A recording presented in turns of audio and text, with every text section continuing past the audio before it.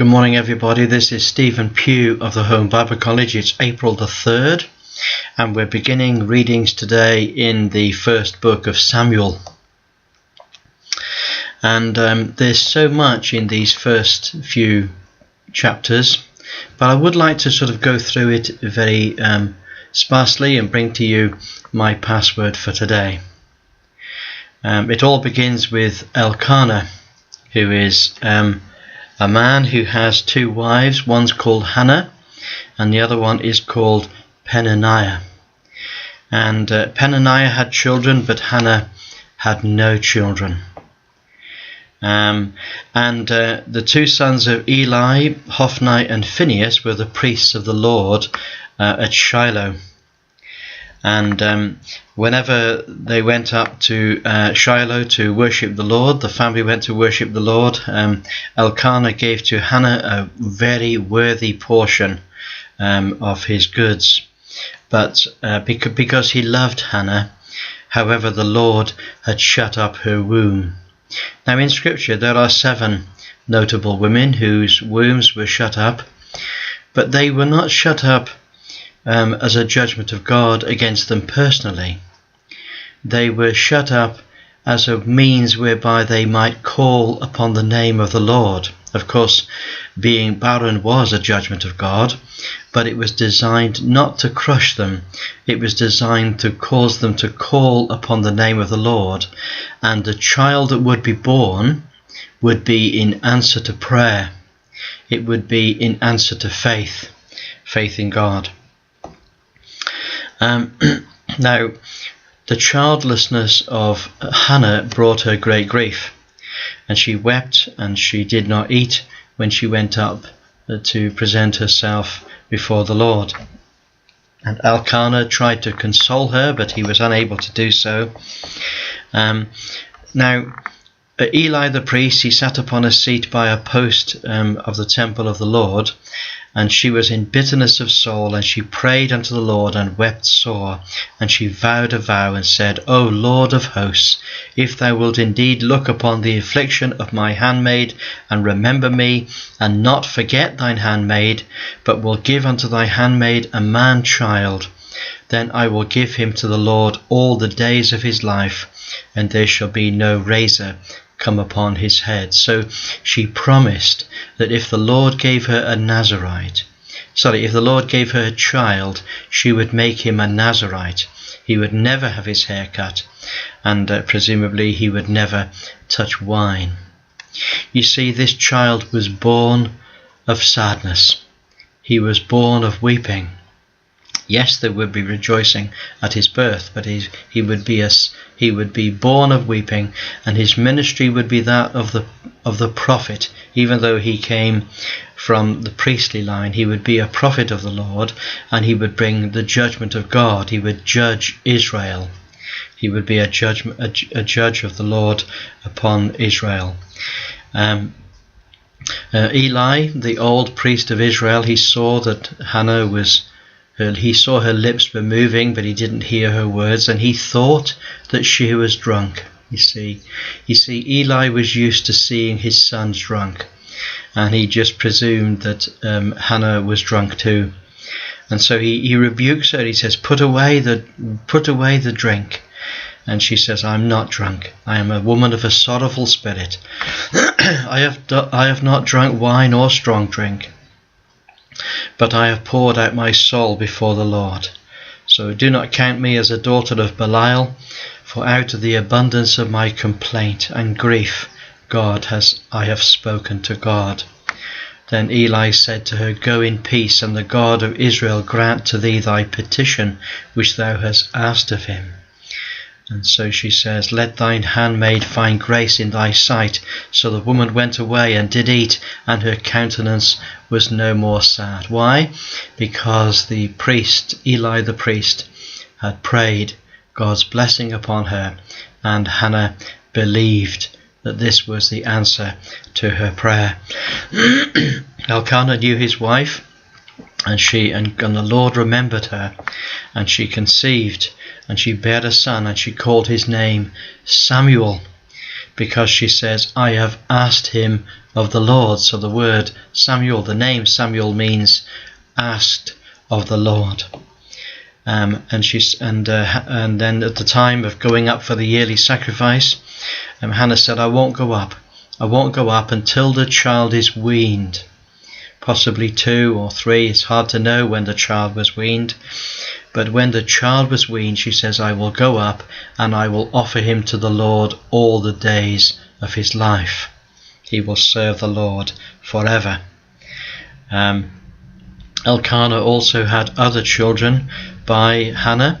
They had 6 children altogether, 2 sisters. Let me just check that. Yes, 2 sisters and 3 brothers. So there were 6 in the family, and Samuel was the eldest. And when she went up, she said, For this child I prayed, O Lord, and you have given me my petition which I asked. Therefore also I have lent him to the Lord. As long as he lives, he shall be lent to the Lord.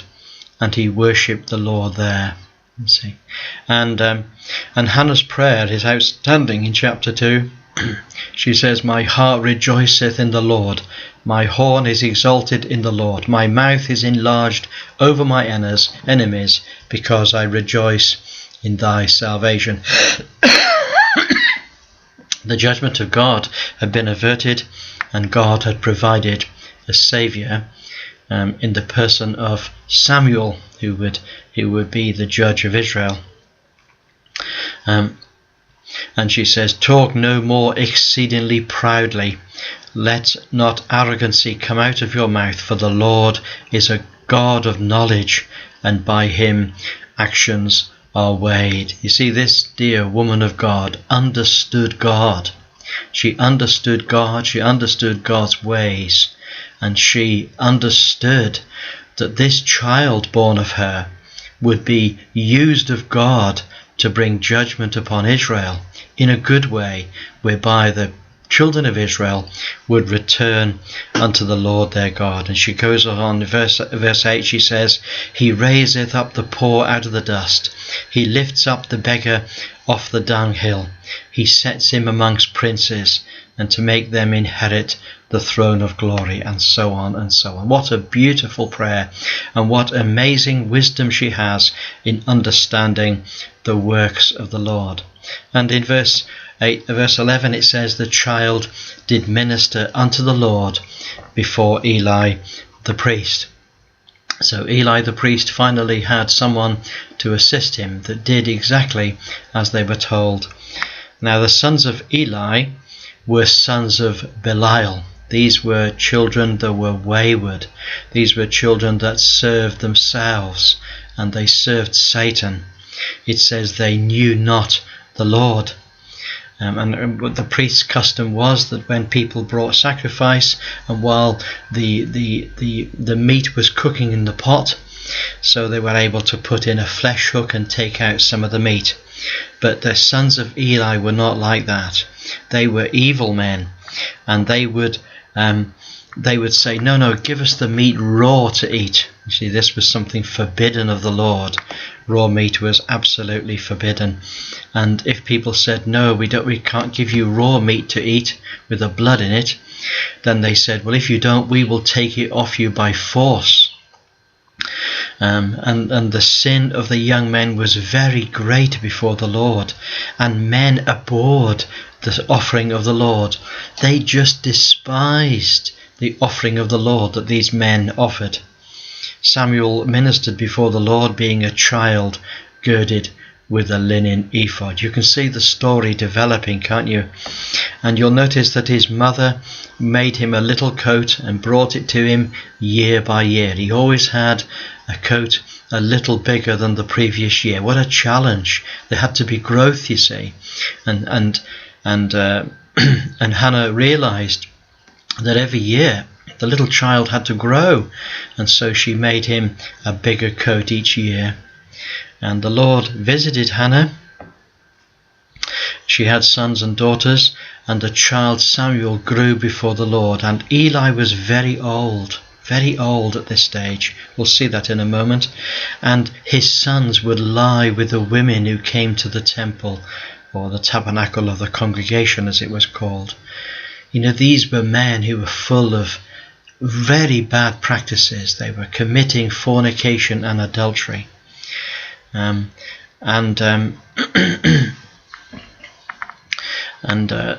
Lord spoke to them and said that if a man sins against another, then the judge will judge him. But if a man sins against the Lord, then who will entreat the Lord for him? And the Samuel grew on and was in favour with the Lord and with men. And so the story continues, and the Lord brings a prophet to Eli and explains to him that the Lord will bring his judgment upon the family. And he says, all of the increase of your house will die in the flower of their age. They will never reach old age, because it's only the righteous that reach old age.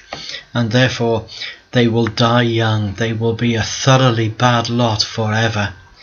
But he says, I will raise up a faithful priest that will do according to all that's in my heart and in my mind, and I will build him a secure house, and he will walk before mine anointed forever.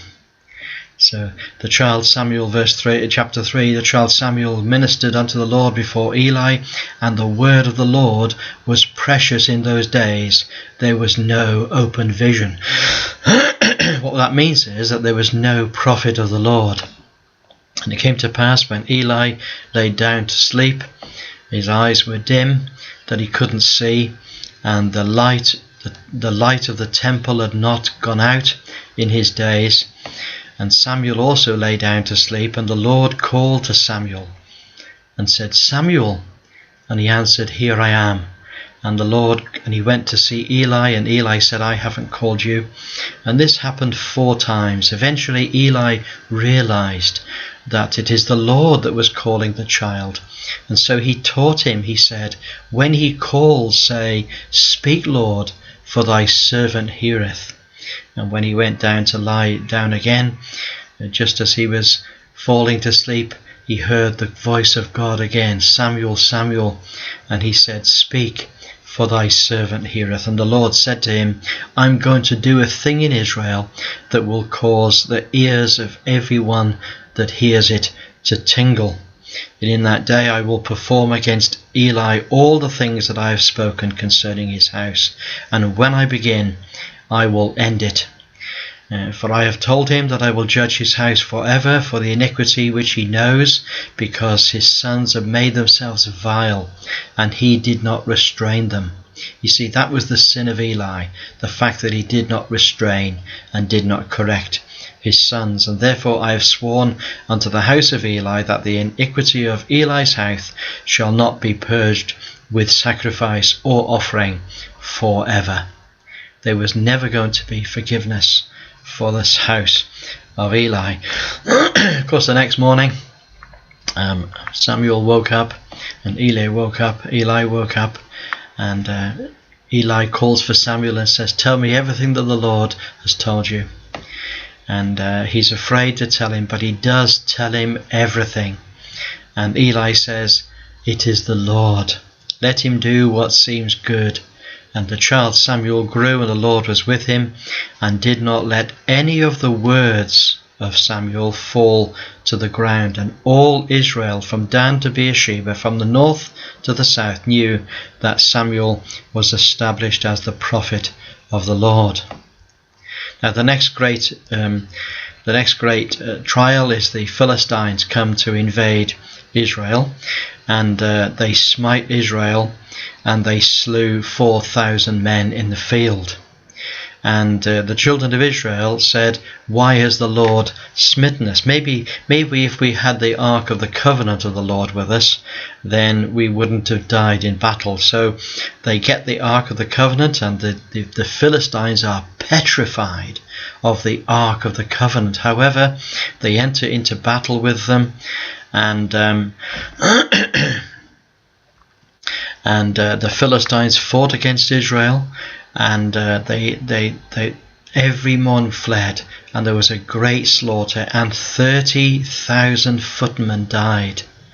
And the ark of God was captured, and the two sons Hophni and Phinehas were slain. And one of the men of Benjamin who escaped from the battle came to Eli as he was sitting by the wayside, for his heart was trembling for the ark of God. And Eli was 98, and his eyes were dim that he could not see. And Eli said, Tell me about the battle. And the messenger says, Israel is fled before the Philistines, and there has been a great slaughter among the people, and your two sons Hophni and Phinehas are dead, and the ark of God is captured.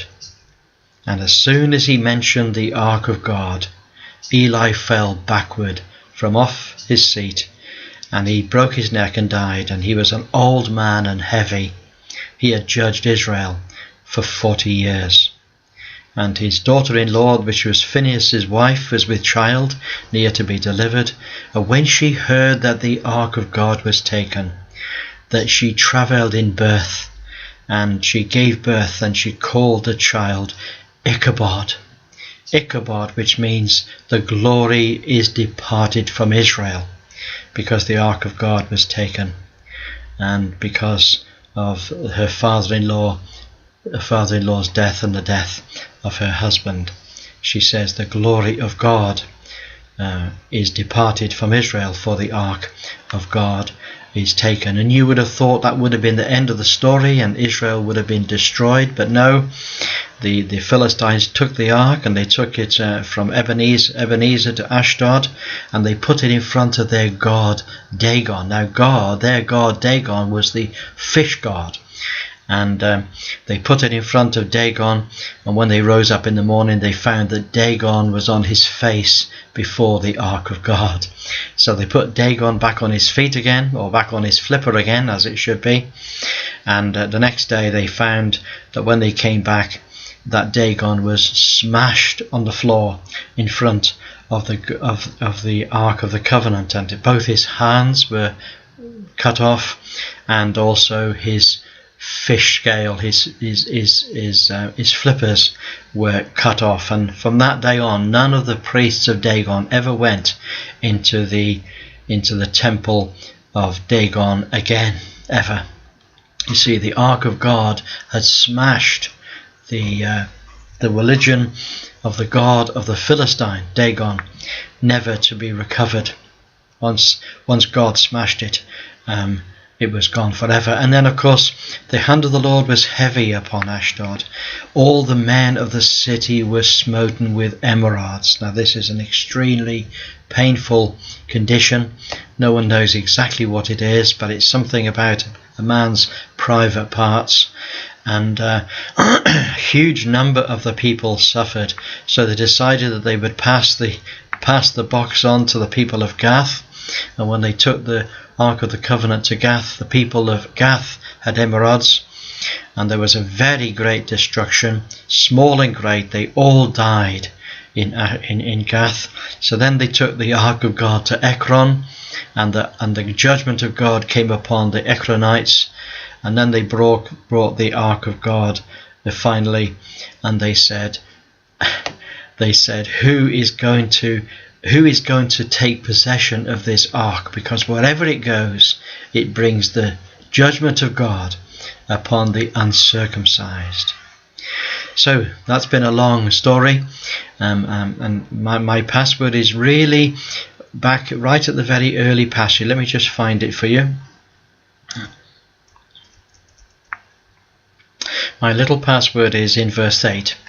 It's what Hannah says when she's before the Lord. She says this: He raiseth up the poor out of the dust, and he lifts up the beggar from the dunghill, to set him amongst princes, and to make them inherit the throne of glory. What a beautiful concept. Hannah understood, you see. She understood the ways of the Lord. So God bless you. Look forward to speaking to you again tomorrow. Have a wonderful day. Bye for now.